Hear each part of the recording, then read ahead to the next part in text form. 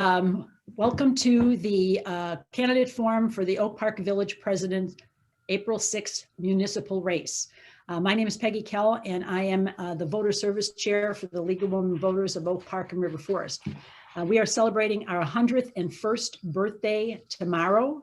The Oak Park River Forest League has been in existence for 97 years, so we're coming close to getting our centennial. Our mission is to educate community members on local, state, and national issues so that they can be more informed voters. This is our second forum today. This morning we had one on the Oak Park Village clerk candidate race. That one was recorded and will be posted on our website and the library's website within a couple of days. Our next forum, if you want to check your calendar, is for Saturday, February 20th. For the Oak Park River Forest High School D200 board. You can still register for that forum on the Oak Park Library's website.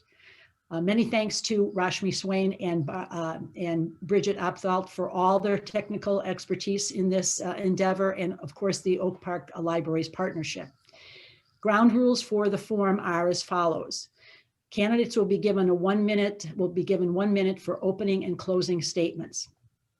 After opening statements, the same question will be asked of each candidate with 1 minute to answer.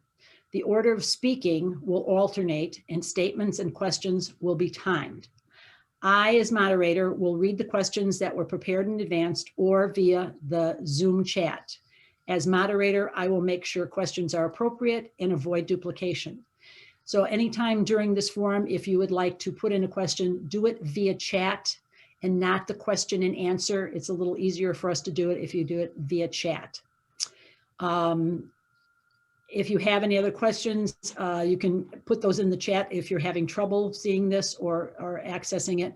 But we will start, and we had a random selection before we open the forum. So Vicki Scaman will start off with her opening statement. And Bridget's going to be timing it. There you go. Thank you very much for hosting today. I was at the 100th anniversary downtown last year when we could be together. I'm running for village president because I want a government to work in the best interest of our residents and community. My priorities are to implement an environmental sustainability action plan, support racial equity policy, and plan for economic recovery. I am running with a deep commitment to effective government that is realized through the consistent way in which we currently operate as your village clerk, fighting for fairness and access to information, and the many leadership roles that I have held over the last 20+ years, connecting people of all ages with resources across our village and neighboring communities. I had a tiny bit more to say, but I'm going to skip to the end because of the 10 seconds. I also have to share, because it's been a challenge for me through Zoom at this time, that I'm a diagnosed dyslexic individual. I'm bringing this up now because my disability sometimes impacts my speech patterns. It's important to me to name this disability for a few reasons, so that voters might understand certain moments where I am stumbling over my words, and most importantly, so that I can show others who might have similar situations that it need not hold them back. Thank you. Thank you, Vicki. Cate? Yes, thank you. Thanks for that, Vicki. My name is Cate Readling, and like so many that are here in Oak Park, my family chose Oak Park to move to because we wanted to find a place to belong. We wanted to find a place where our kids could walk to school, where they could know their neighbors and the neighbors could know them, where we could walk to restaurants and stores and we could easily get downtown. And mainly we wanted a place that we could contribute to. We found that engagement here in Oak Park in a number of ways, through First United Church of Oak Park and through the Park District and through schools, and also by joining and leading community organizing for changes that my family believes in. Efforts like hiring teachers of color at OPRF, instating village-wide anti-racism training, and also forcing the Boy Scouts of America to end their ban on gay scouts and leaders and to open up to girls. These movements represent the type of inclusion that so many have fought for in Oak Park for many, many years. I'm running for village president because I believe in inclusion, collaboration, and transparency, and I've seen our village steadily slipping away from those stated ideals. We are a village of people who demanded a living wage, who demanded a robust welcoming ordinance, and who demanded actionable racial equity policy. There are things that we can do to get there, and I'm here to help with that. Thank you. Thank you. Okay, Cate, you're going to start with our first question. Now, as I read the questions, if you want me to repeat them, please do so. Please ask. We have more than enough time to do that. If you're the second person that is answering the question and you want me to repeat it, just ask me and I can do it again. The first question, Cate, how do you feel about the way that residents, elected officials, and citizens commissions and the Oak Park Economic Development Corporation share power in making development decisions in Oak Park? Well, I feel that they don't, is the short answer. I feel that our commissions that we have currently, which is 20 plus, have been disenfranchised and disrespected systematically for the number of years, probably 8. And that is a resource that's really important in this village that is so rich in resource that we need to mitigate that. And then increasing the collaboration opportunities between those organizations. I've watched the Oak Park Economic Development Corporation function in Oak Park with some autonomy and opacity that I think needs to be mitigated in a way that, of course, honors the legal requirements, but also is not something that's inaccessible to the community. Okay, thank you. Vicki? Okay, so for me, that is with OPEDC, it's about clear direction to OPEDC from the village board as to what goals it is that you want to provide to them and have them bring appropriate development to meet those goals back. I believe in smart development. A proper assessment should go into any area of our community to understand what type of development would capitalize on the current resources of that area and fulfill a need. I would hold architects and developers accountable to following our current zoning code and be architecturally significant and complement the area and the village overall. As for commissions, as the current village clerk, I can't say loudly and proudly enough how much I value them, and they're an underutilized resource as an advisory boards to the village board. I believe that I would empower the Citizen Involvement Commission to be seeking out residents that have shared skills to help us make appropriate and thoughtful decisions. Okay. Vicki, you're going to be first on this next question. Do you favor limiting the extent to which new developments are permitted to exceed zoning standards for height, density, and setbacks? And how big is too big? Okay, so I can just go right from where I left off on the last question. I'll say that the respecting the Plan Commission process, and there are very specific, and the zoning board, they have guidelines that they follow in providing their findings of fact to the village board. If the Oak Park EDC and staff understand the goals of the village board, then some of that development's never going to make it to the village board in the first place as when I'm a village president, because it's going to have to meet all those criteria and shared goals of the people who are sitting at the board table with me. And now there are going to be times when you might find it appropriate for some minor adjustments, but you're going to be making those decisions with what is best for the community overall. And any development as far as size would have to be appropriate to the area that it's being placed and complementary. Okay, thank you. Cate? Would you repeat the question, please? Right. Do you favor limiting the extent to which new developments are permitted to exceed zoning standards for height, density, and setbacks? How big is too big? Excellent. So first I would state that we have ordinances and zonings regulations for a reason. And I believe that when we have the opportunity to review those, we have to do it in the context of first a racial equity lens, so that we are looking at the current impact and also considering what the historical factors are in that. Perhaps there is an opportunity to update something in zoning laws, but those ordinances are instated for a reason, and the context of where those projects are is most important.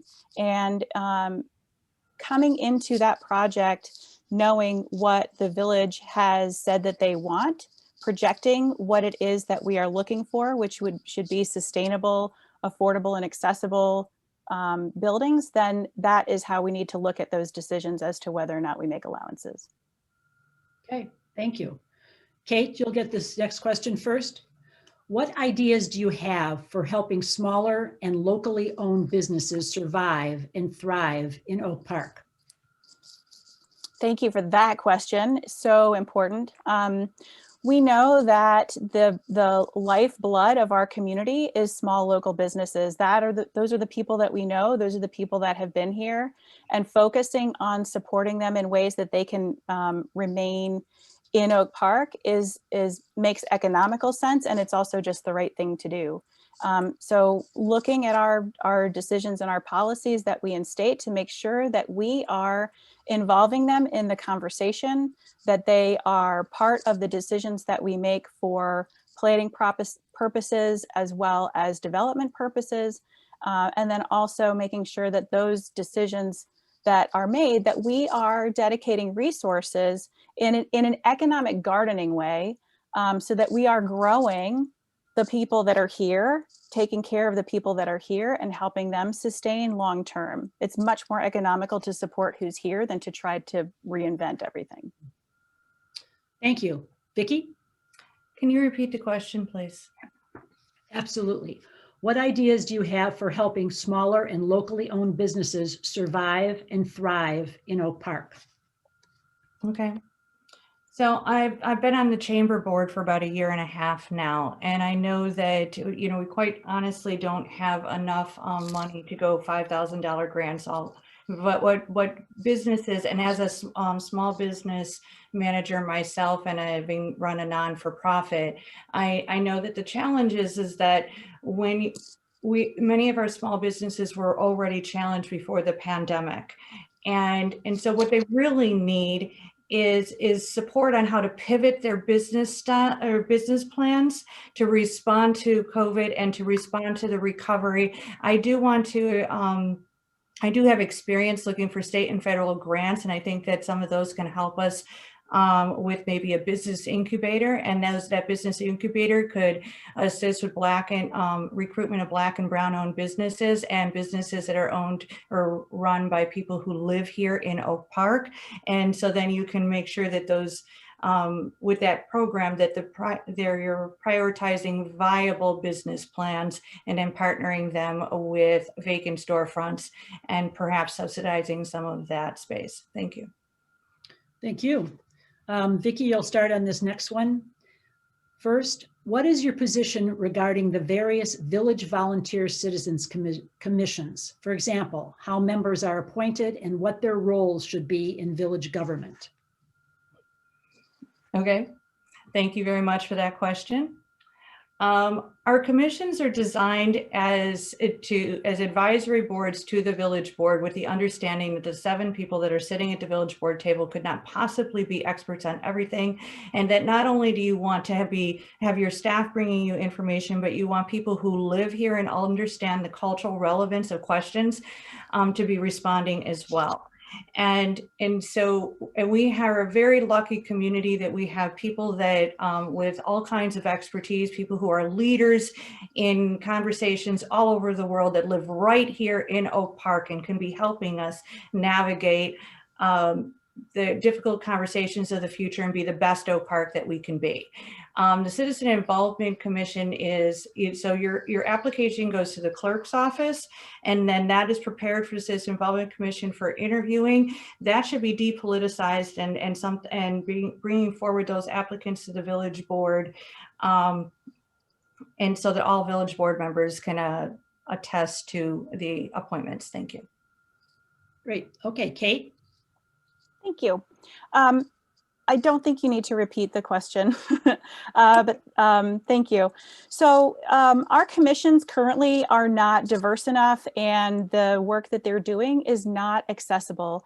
It's not easy to find current minutes and current agendas, and it's not easy to understand exactly who is on all of those commissions as far as the demographics that they represent. You can look through minutes and find people's names, but we need to be measuring and intentional about who is serving on these commissions. I've lost track of how many people that I have talked to in this community who are serving on commissions who have quit because they are so disenfranchised with the way that the commissions are treated by the board. I commit as village president to not appoint people to commissions unless under dire circumstance, that the recommendations of the community commission that recommends them should be followed and voted on by the board, period, and that those that their work should be honored as well. Okay, thank you. Cate, you're going to start this next one first. If the resolution on defund the police is successful, how would you interpret its implication for Oak Park? And if it's not successful, how would you interpret its implication for Oak Park? That is a very important question. It does, no matter what the result is on this non-binding referendum, it is very clear that this conversation needs to happen in Oak Park, in Cook County, in Illinois, all across the United States, as it is. This is one of the most important issues of our time. And it would not make any sense to come in as village president and say that over 40% of our general fund is off limits to consideration. That wouldn't make sense because of the results of how policing functions in our society. And it also wouldn't make sense going into an economy as a result of this pandemic. So no matter how the referendum results are in voting, this is a conversation that needs to be had throughout the community, that in a way that involves everyone and that everyone feels heard and participating. Okay, thank you. Vicki? Can you please repeat the question? Absolutely. If the resolution on defund the police is successful, how would you interpret its implications for Oak Park? If it's not successful, how would you interpret its implications for Oak Park? I don't believe that the referendum question is going to provide us any useful data whatsoever. I do agree that the conversation should be had openly, transparently, and with all of the data without defensiveness and a willingness to be uncomfortable and be leaders in our community for how best to make sure all people feel safe in our community. But to ask that question on a referendum, as I said in a recent Wednesday Journal op-ed, was irresponsible of as civic leaders, because the data, you could answer yes or you could answer no for different reasons. You could answer yes, I'd like to defund the police, in saying that you believe we should be providing funding for other services. Or you could say yes, because you would say, maybe, just maybe, we have too many police officers and our expenditures are too great and our pensions are too high. And those are telling a village board two very different things. The data point is going to be irrelevant, and we're going to have to actually train people to unlearn some of what their decision-making was in that, so that we can have a constructive conversation. Thank you. Okay, thank you. All right, Vicki, you're going to start this next question first. What do you see as the optimal sharing of authority and responsibilities between the village president, the village manager, and the board of trustees? How does your vision of power sharing differ from the way things have been in the last few years? An overarching goal that I have with my priorities is to rebuild trust at the village board table and through the community with other governing bodies, is so that we can have action plans on the items that are important to us and the values of Oak Park together. And so the role of the village president, yes, you do get to have the opportunity to bring all that you're hearing from your other trustees and assist with that clear direction to the village manager. Okay. And I would be making sure that I maintain those relationships with the other trustees so that we're a team in what that clear direction is to the village manager. Very important, because that's also going to be needed to rebuild trust with our governmental bodies for greater collaboration. Okay, thank you. Cate? Would you mind please repeat the question? Absolutely. Thank you. What do you see as the optimal sharing of authority and responsibilities between the village president, the village manager, and the board of trustees? How does your vision of power sharing differ from the way things have been in the last few years? I would start by a commitment to not being a dictator, for sure, and not coming at every conversation with a position where I was already convinced that I had all the answers. That, I think, is the starting point. It's very important. I hope that these discussions, these forums, will help us share out how our village government works. It's the same that we functioned at the Park District, where the board instructs the executive director, and the executive director then instructs the staff. That was how we function. And that also means that the village president and the board needs to be mindful of how that function is being successful or not successful. We need to look at the working capacity of the staff at the village hall and what their work experience is like, and listen to them. Thank you. Cate, you're going to be first on this next question. What are your priorities for major capital projects in the near future and long term? Oh, wow.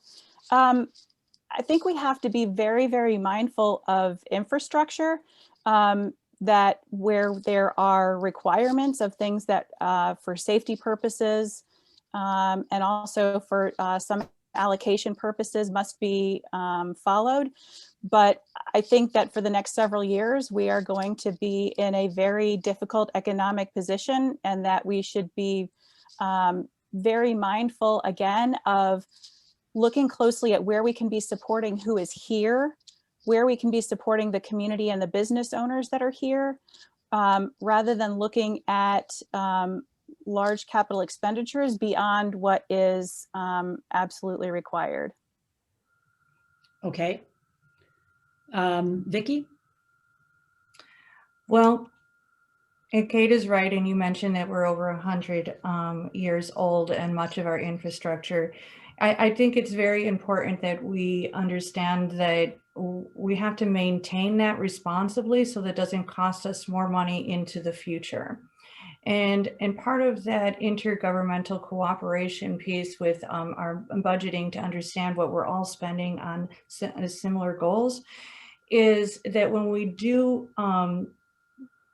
invest, we want to make sure that we're maximizing the return on the investment by timing it with whatever plans the Park District, the township, the library, or anyone else has. So smart cities is going to be something that when we do have the funding to do, we're going to want to invest in. But anything that we do now, any infrastructure that we do now should be, we shouldn't be passing up on the opportunity for the what pieces so that we're not spending money twice. Okay, thank you. Vicki, you're first on this next question. What changes, if any, would you favor in the way the village does its budgeting and fiscal planning, and why?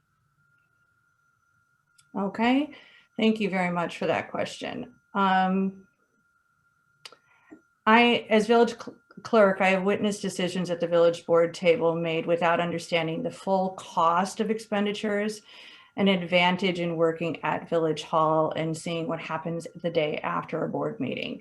The easiest example is software. Software includes the contract with the provider, but additional staff hired to implement and manage the software may not be included in that discussion at the board table. I would require presentation of the budget by program in relationship to our board goals. I would use the greater understanding of cost to attain those board goals to not only maintain focus at the board table, but engage other governmental bodies for better informed opportunity for greater collaboration. Additionally, I would work with our partner agencies, my fellow trustees and staff to define clear goals that meet the needs of the community so that contracts we have with outside agencies are efficient in making a greater impact. Okay, Cate? Yes, ma'am. I am very excited about the prospect of instituting a participatory budgeting method within Oak Park. I've seen this work all over the country and all around the world, and it is an opportunity for us to open up in a way that is engaging with the community and then getting a better outcome for all people. It is possible. It's a real thing that exists. And also we need to reorganize the way that our budget is categorized so that we can follow where money is coming from and what it is going to, instead of just looking at it as two piles of money of what comes in and what goes out. Our budget currently is not accessible in many ways. It's not easy to navigate for the public. We need to change that and make sure that that information is easily understood and accessed, and that we don't require people to FOIA things just to understand it. Thank you. Cate, you have the next question first. The village has built up a significant balance in the sustainability fund. What are the projects that you value and would like to see prioritized in the coming 1 to 2 years to further sustainability and improve environmental conditions in the village? Such an important question. I would definitely, again, back to commissions, the climate action plan that our commissions have introduced, I think is the smartest thing to do. Also, that having a board that will direct the staff and also the trustee liaisons to honor that work and to be supportive and productive in a way that is helping us achieve what the experts are telling us that we need to do. I think that's the most important thing. And we need to make sure that we are addressing the climate issues that are affecting residents every single day, things like flooding and heat, the climate changes that are having health effects on our residents already right now today, and not always just looking far into the future. So respecting the commissions, the climate action plan that they've put forth, and looking to the immediate issues that we can mitigate right now. Thank you. Vicki? So with that same 100-year-old infrastructure, the greatest area that we're losing our greenhouse gas emissions is through the roofs and windows of our older homes. I would look to first understand, before being elected village clerk, I would lead a coalition that has spent a great amount of time understanding how much we needed to know the data, baseline data, on what it is that we wanted before we could identify the areas with the greatest impact and be using our money the most wisely. So with what I learned from that process, I fully support a consultant to help us assess our greenhouse gas emissions where we are right now, and then set firm goals. We need to reduce our greenhouse gases by approximately 7.6% every year in order to reach the goals that are set for us to be leaving a better earth for our children. Thank you. Vicki, you're first on this next question. What do you think are the best ways for village government to promote the creation of affordable housing in Oak Park, and why? Well, we're going to be sitting on approximately $1.5 million in the Affordable Housing Fund. And so with that same decision-making process that I was talking about, I would be very excited to issue an RFP for what would, again, help us reach goals of raising the number of affordable units in our community for the impact, which means understanding the need on where and what types of units, and just using that money and but knowing when we're using it, that the project that is going to come forward with an RFP is going to make the greatest impact on more affordable units. Okay, thank you. Kate? Peggy, would you repeat the question, please? Absolutely. Thank you. What do you think are the best ways for village government to promote the creation of affordable housing in Oak Park, and why? I think we should always start with why. That's always the best place to begin when you're making decisions about what you're doing and how you're going to do it. And the why is that we are steadily losing diversity and integration in the village. And those are two things that we pride ourselves on, that we've worked very hard on for generations, and that we also trade on. We project that to attract people and businesses into Oak Park. So we need to be living up to that for sure. My plan would be to adopt a new, more robust inclusionary zoning ordinance. The entire proposal is posted on my website, but the main pieces of that is that we would need to require from 10% to 20% of new units, and creating an agreement that is going to hold developers accountable and not let them simply pay out, because we need those units more so than we need the money. Okay, thank you. Kate, the next question is yours first. What measures do you propose for making Oak Park safer and friendlier for pedestrians, cyclists, and those with limited mobility? And maybe throw in your thoughts on the Safe Streets program. Mm-hmm. I was really excited to see that we were trying that in our village, to do slow streets during a time that it was really conducive to do that, and that we were doing a good job of gathering data. Thank you so much to all those volunteers with Bike Walk Oak Park who were out there tracking how many people out there and taking advantage of slow streets. We have to prioritize that in order to continue being a sustainable community. We need to prioritize that to get the climate change, to mitigate the climate change that we're trying to address, and also to make our community safer and more open to everyone. We have the infrastructure for that. We have the commissions, and we have the volunteer community groups.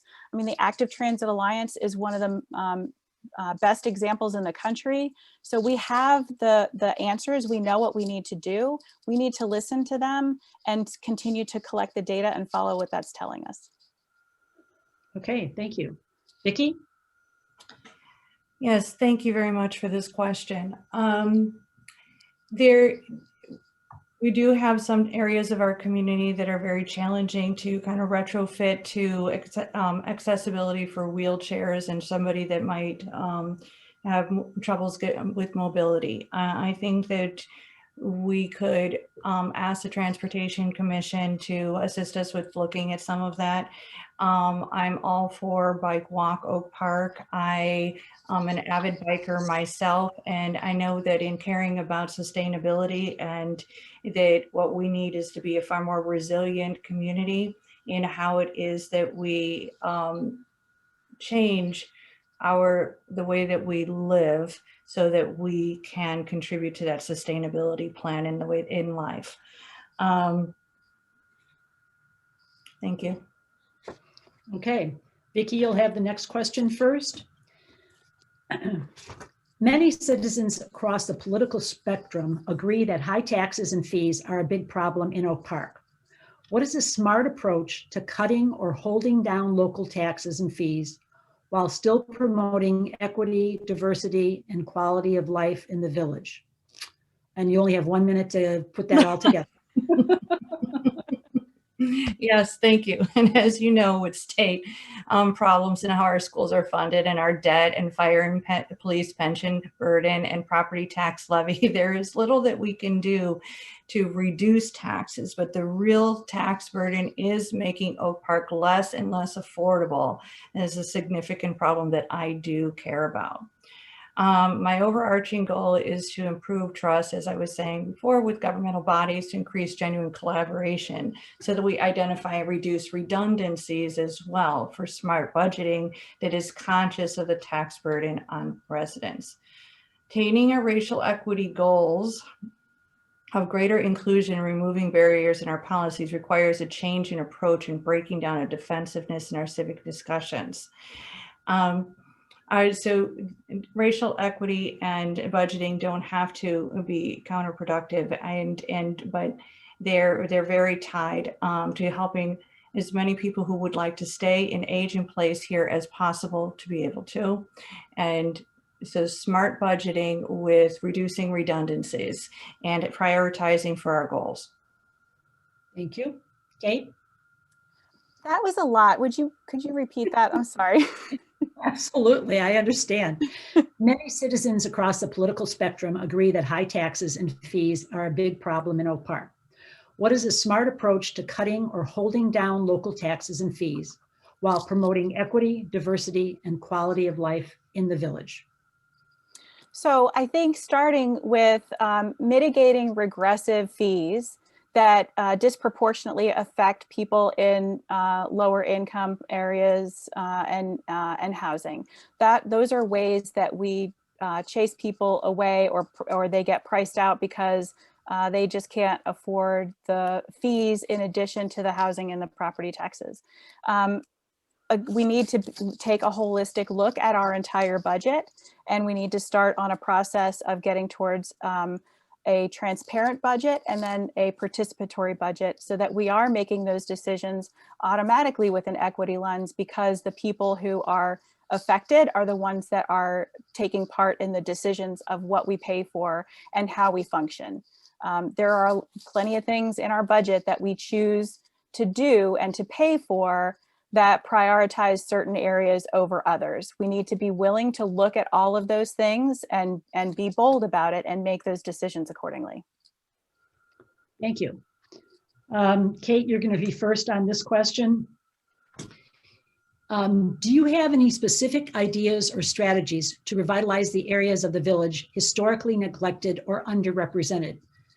They refer to Roosevelt Road east of Ridgeland, southwest quadrant of Oak Park, North Avenue, and the neighborhoods east of Oak Park Avenue between North and Augusta. So those are just some examples of what they feel are underrepresented areas.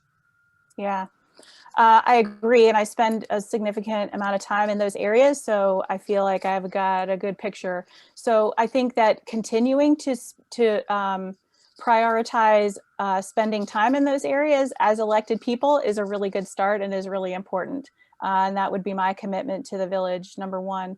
There are groups in Oak Park that focus on prioritizing those areas. They need to be participating and they need to be heard in a way that is effective and also carries weight within the village.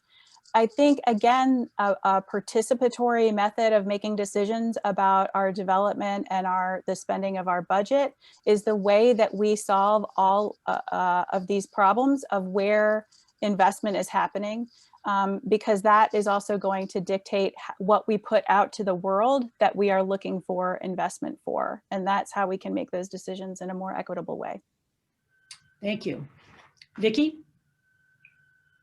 This is an excellent question, so thank you. And I also do live on the south end of Oak Park and acknowledge full-heartedly that there are areas of our village that have not received the same attention as others. But so some of the pieces of what I've said in other questions we need to be thinking about and remembering that as we make all of those different decisions, the infrastructure decisions, the opportunity for smart cities for the future, the opportunity for business incubators for Black and Brown communities. If we have grant funding that we can get from the state and federal government, where are we going to put them? How can we, identify those? Also, maybe empty storefronts that have been empty a little bit longer than others and put some attention there. So it's really about making sure that you keep that top of mind for any opportunity that comes forward. Thank you.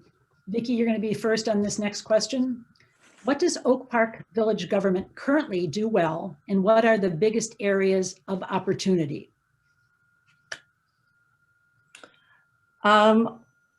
What does the village currently do well? Well, you know, I mean, we wouldn't be running for office here if we didn't really truly love Oak Park. And I think, but we're also running because we believe it can do better. And so my vision for Oak Park is that, you know, we can depend on our government, that it's working for all, that we live up to the values and the expectations of villagers and for the best interests of our community as a whole. I know that our understanding of our form of government is very important. So supporting our governmental partners and making sure that, you know, so the goals that we have, I believe they're shared, you know, with other governmental partners too. And the village of Oak Park is, so the township, the library, D97, D200, they're all much further along in a racial equity discussion than the village is. So that's one area that the village definitely has to step up immediately on. Thank you. Cate? You bet. So what I think the village does really well is we do have a structure. We do have the bones in place for having a participatory system. By going back to the commission structure, focusing on that and strengthening it in a way that we're making sure that it's diverse, that it is accessible for people to understand who is participating and what the outcomes are from those commissions. So that's both an example of something that is good and also we can do better. I think that we currently run a very tight ship as far as, you know, getting things done in an efficient way that suits the mechanics of running a village. I think that we need to turn that around a little bit and make that more accessible, so that we aren't just trying to check off the boxes and meet date deadlines, that we are being intentionally inclusive in our decision-making for the village. Thank you. Cate, you'll be first on this question. This is rapid fire. Exactly. Shows you how well you guys think on your feet. You're doing very well. Thank you. What will you do to help make sure the vaccination process moves as quickly as it can and help increase the number of vaccines coming to the health department? Yeah, that takes relationship and communication, and it means that we have to make sure that we are connected to and open with the county and state resources that the vaccination and the plans and decisions and requirements are following. So those relationships is what is going to help us be more effective in serving our community. Reinvesting in our state certified health department is absolutely a must. I'm thankful that we still have a health department, but we need to make sure that that is, that we at least bring it back to the standards that it was before, that would allow us to be more supportive in implementing. I believe that we are going to have more health implementation requirements going into the future, and we need to make sure that we are prepared for doing that. Thank you. Vicki? Well, I think it's no doubt that our health department has probably learned a great deal from this, something that none of us had perceived happening, and hard to be prepared for, or when your health department was previously used for something very different. But I would like to see on this and many other areas more communication and proactive communication, not just to say the township and senior services to aid with something like vaccine implement rollout. I say that hoping that come May, everybody has been vaccinated. As far as relationships with our state and federal government, in being somebody who has identified various grants for our community and has maintained those relationships, I believe as a village president, I would have the capacity to reach out and do all that I can to bring as many resources to our community as possible, as needed throughout my service. Okay, thank you. Vicki, you're first on this question. What do you think is an acceptable rate of tax growth that you will work to achieve? Okay, so thank you for that question too. I've sat at the board table and watched colleagues hold it at 3%. I've also read the reports that really show that that's maybe going to be difficult. That would be a goal of mine. But that's also going to mean making sure that we get the revenue sources back up to where they were pre-pandemic for that to even be a possibility. We cannot do what we did this last year and using the general fund to maintain as much as we had to. It's what it was there for, and so I'm glad that we were in a position to be able to do that, but it's not going to be an option. So ideally, I would hold our taxes, in that area of 3.5%. I just can't be tied to that without assistance. I am also hopeful again that Biden recovery grants will help us, and I would work very closely with the village manager to do all that I could to identify all resources to help us with that budget. Thank you. Thank you. Cate? Yeah, Peggy, I think that what is most important is being open with the information that the board and the village manager have at their disposal.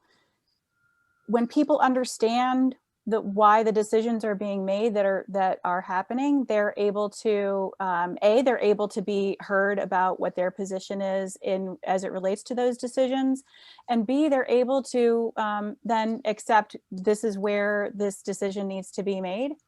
Our budget it's a moral compass, and it does need to be aligned with the stated goals of the board. And by doing that, by aligning our budget with the current board goals, and then having an open participatory process to be able to make those decisions, that is how we will be able to be successful. Maybe we can even find a way to hold to not increasing our budget at all. Okay, thank you. Cate, you're going to get this first question. How important is it to you to work together as a group while speaking your opinion and disagreeing with others in a respectful way? That's the most important thing. It's all of us or none of us. And that's not to say that that a village board has to have unanimity in its ideas or in its decisions, but that the people who have been elected to represent this village feel heard, feel participating, and feel that they are providing representation as well. So I think that is really the most important job. It's the reason that I started down this path 4 years ago, because I saw that our village board was dysfunctional then. But I recognized at the time that I did not yet have the infrastructure of accountability and the network of people to take with me into starting a co-governing situation with accountability and participation. That's what I've built for the past 4 years, and that's what will, I think, bring that respect to the board table for us to be able to collaborate and move forward. Vicki? Can you repeat the question, please? Sure. What do you think is, nope, that's the wrong question. How important is? Thank you. How important is it to you to work together as a group while speaking your opinion and disagreeing with others in a respectful way?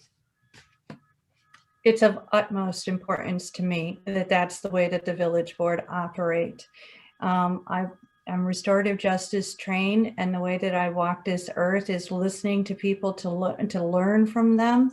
That's how I've operated as a village clerk. I've listened to people on both sides of many issues in our community, remained unbiased in that place, but helped both sides learn how to advocate for themselves and bring the information that they need to for the village board to represent themselves.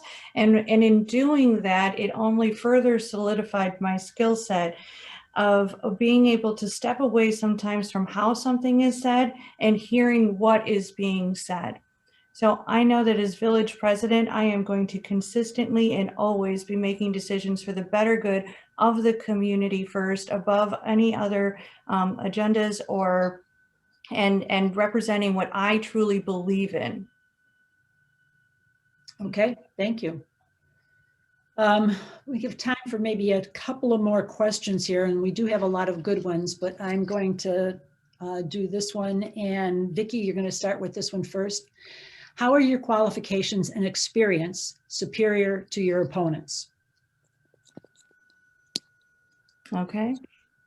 Well, I believe anybody running for office, I respect and appreciate for their service and desire to serve our community.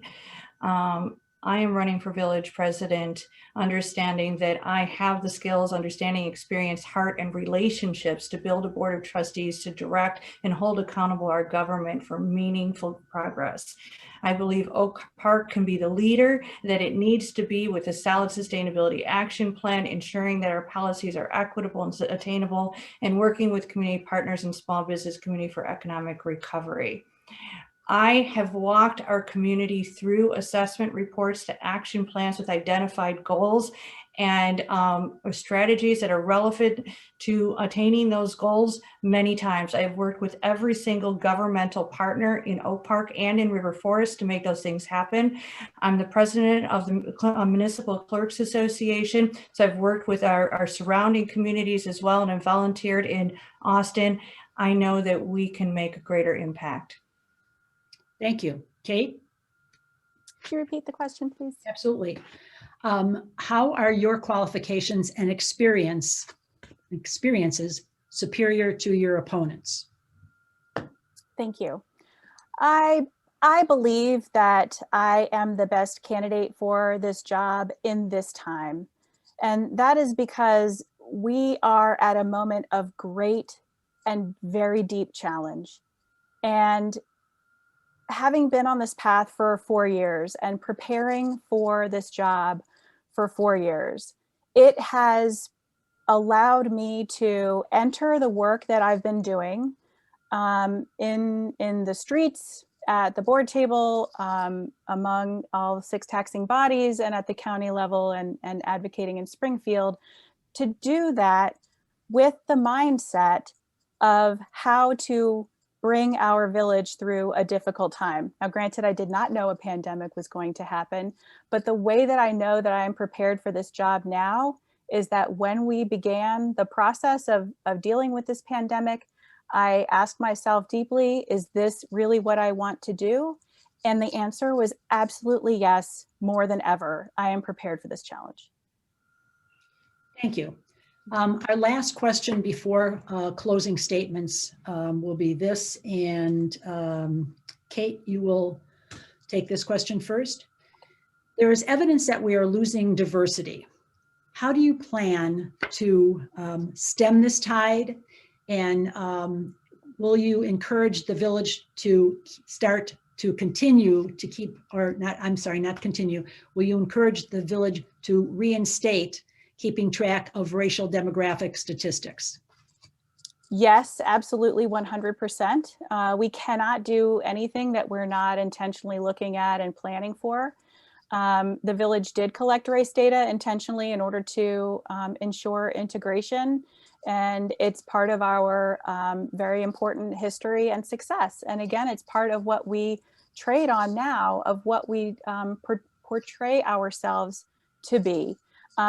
The vast majority of people that I've talked to, of the hundreds of people that I've talked to about what's great about this village and about why we're here, is because of the diversity. And we are losing that. That's in the census data. Those are just facts.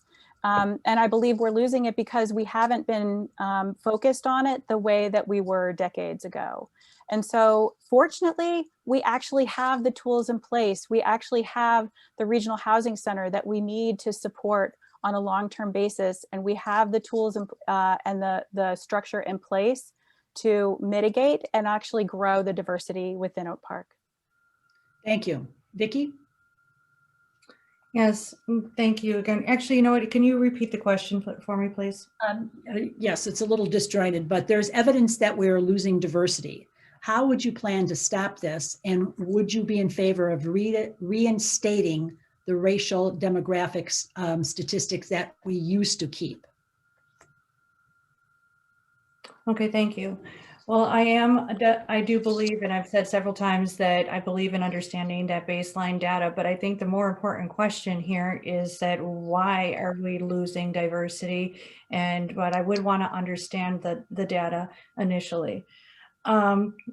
And so I think making sure that we can have conversations about racial equity honestly and less defensively, and make sure that we're doing all that we can to welcome Black and Brown owned businesses. I know that when I was a teacher, many of my students were still going to other areas of the city to consider home and to go to church, and not really living their cultural life here in Oak Park. I ran an African drum and dance program during that time. That was after school program.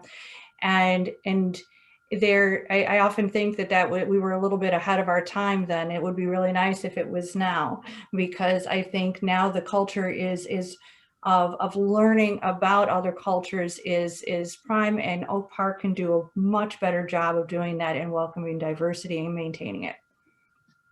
Okay. We are going to then do our closing statements, yes? And so Vicki, you'll be first with the closing statement of 1 minute. Okay, thank you. So just to cap on a few things that were said today, aligning our budget with our goals, I do really believe that is important, but it's also that measurement for making sure that the board's making progress. And restorative justice and valuing equity are things that are very important to me. Our commissions do currently keep a survey of the demographics, and if the Citizen Involvement Commission were more empowered, they could share that with the community on an open portal, which I would definitely do as our village president. If they keep data on incoming, outgoing, diversity recruitment plans, and I have all the faith in the world is that they'll help us as a community grow a sense of belonging for our village government, which is a goal of mine, and also speaks to that last question. So please, you can find out more about Vicki at votevicky.org. Thank you. Thank you. Cate, your closing statement. Thank you, Peggy, and thank you, Vicki and Rashma and Bridget for making this possible, and for everybody attending on a Saturday afternoon. We clearly have a really remarkable village that so many people care about, and that is what gives me hope. That is what fills my heart every single day. This is a tough thing to do. Running for office is a tough thing to do, and putting yourself out there every day. So to recognize Vicki for that and for her service, I appreciate that very much. I am so excited about the future, because this is an opportunity for us to make a bold choice.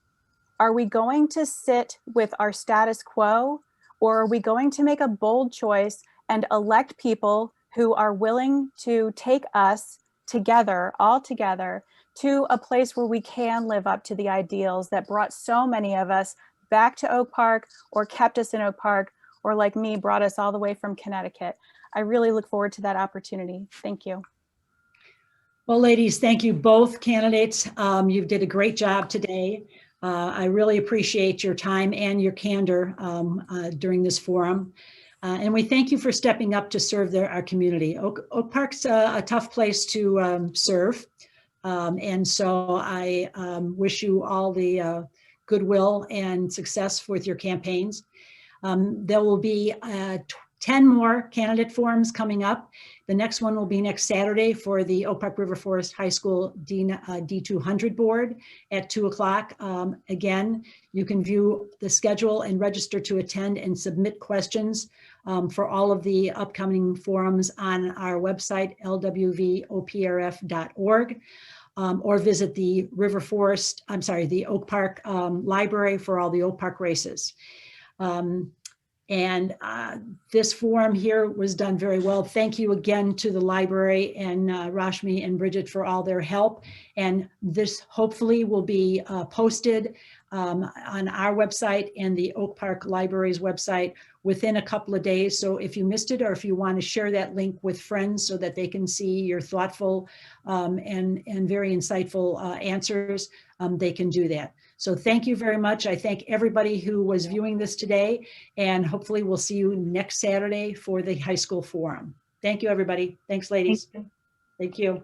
Thanks.